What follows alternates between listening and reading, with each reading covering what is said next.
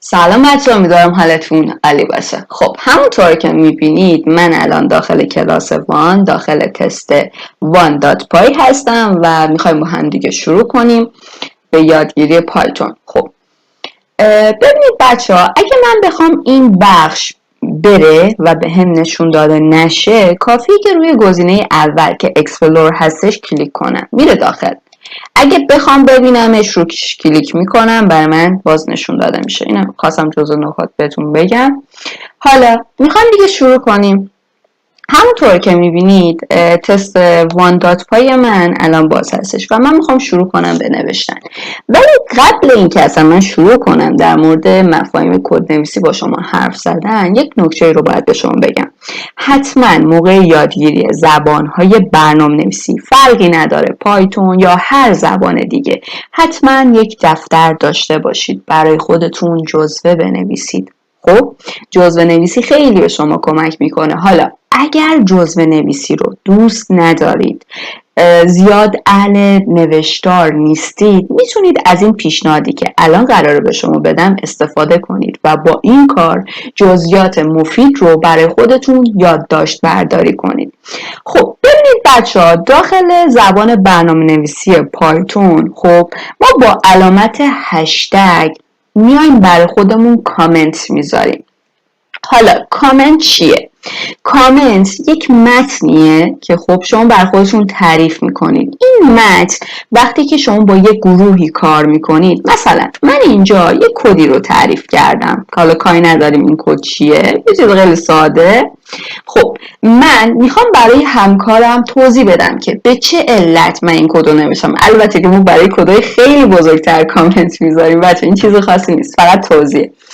برای چی از این کد استفاده کردم؟ یه چیزی مینویسم، خب من به این علت از این استفاده کردم. پس یکی از مزایای استفاده کردن از کامنت ها اینه که میتونیم با همکارای خودمون به همین روش ارتباط برقرار کنیم و به جای اینکه بیایم مثلا با همدیگه جر و بحث کنیم، خیلی کوتاه به این علت من از این کد استفاده کردم و اونم بر همین اساس ادامه بده.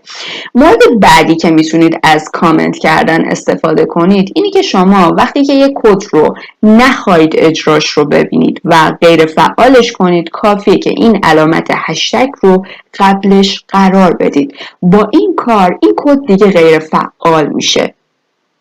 پس بچه ها، تا الان دو حالتی که از کامنت میتونستید استفاده کنید رو بررسی کردید. یک، ارتباط با همکارا، دو، غیر فعال کردن کدها و سومین مورد که همون نکته‌ای بود که اول داشتم در موردش حرف میزدم. میخوام برای خودم توضیح بدم. نمیتونم داخل دفتر بنویسم، عادت به نوشتار ندارم. خب میتونم یه کار راحت تری انجام بدم، میتونم بیام کامنت بذارم. خب داخل این کامنت برای خودم توضیح بدم این صفحات برای منن دیگه، من میخوام اینا رو بخونم.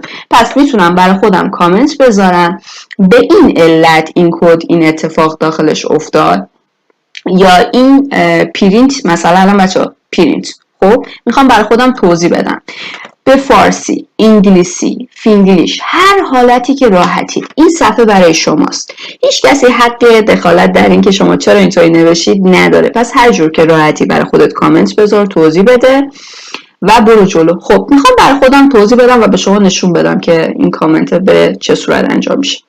خب ببینید بچه‌ها، میگم مثلا فارسی اصلا مینویسم پرینت یک تاب است.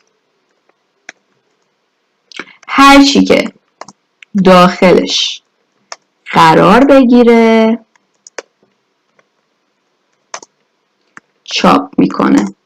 خب ببینید مثلا الان پرینت بچه‌ها از معناش هم مشخصه که مربوط به چاپ کردنه. واقعا واسه پرینت شاید نیازی نباشه بنویسید. خب ولی من دارم به شما نشون میدم که چطور میتونید از این کامنت استفاده کنید و داخل جلسات آینده بهتون نشون میدم که ازش استفاده کنید. اگه راحت نیستید با نوشتار، میتونید از این روش استفاده کنید و خیلی به دردتون میخوره که بعدها اگر جای گیر کردید میاید و کلاس مخصوص خودش رو باز میکنید، میاید کامنت های خودتون رو میخونید و بر اساس دانسته ای که از اون ویدیو یا از اون وبسایتی که داشتید پایتون یا حالا هر درس دیگه ای رو نگاه میکردید دریافت کردید برای خودتون نوشتید، کامنت کردید، خیلی راحت‌تر بهش میرسید، جواب برای شما خیلی روشن‌تره. خب پس بچه ها میتونید بیاید به وسیله کامنت گذاری کدهای خودتون رو غیر فعال کنید،